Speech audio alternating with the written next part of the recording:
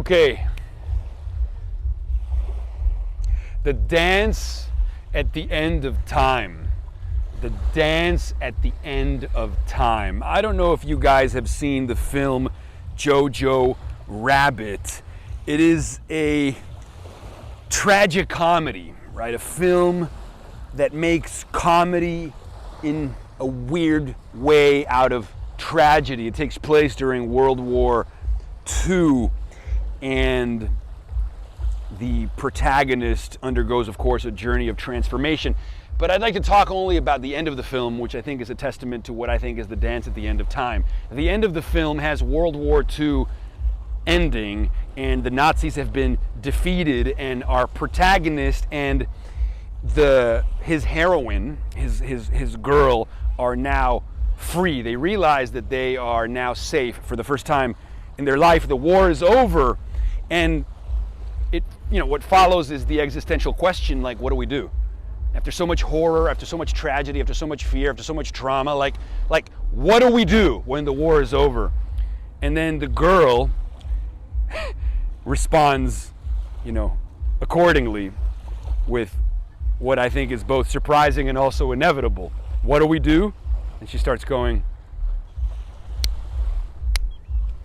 And then it cuts to the kid, and he starts doing a little dance, and then it cuts to her, and she gets more into the little dance. And so the response to the existential question is what do we do at the end of time? What do we do about death and life? What do we do about war and peace? What do we do with all of our suffering? What do we do with all of our undigested grief? We dance. We dance. The dance at the end of time is exactly what we do. The pathway to heaven is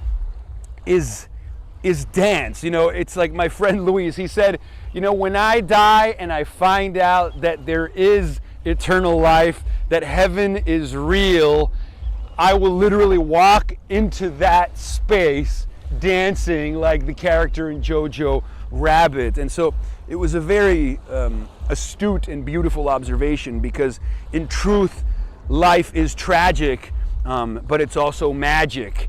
And I think so many of us get caught in what to do about the tragedy, right? How do we respond to the existential weight of our condition? How do we respond to our fear, to our trauma, to our grief? Jamie Wheel says we're all choking on undigested grief. And I think that art can offer a pathway to redemption by saying that perhaps we hang ourselves willingly on the cross, but you know what happens when we finally surrender, when we finally hang ourselves on the cross? We realize the nails are no longer there, they disappear, and we're no longer dead, we're actually brought back to life. And this revivification makes us twice born, and through dance we become twice born. And so that's what I wanted to share, the power of dance at the end of time. This is the pathway to salvation. We lose our sense of separateness in temples of fragmentation in a form of electronic Buddhism, as Alan Harrington wrote. And like the film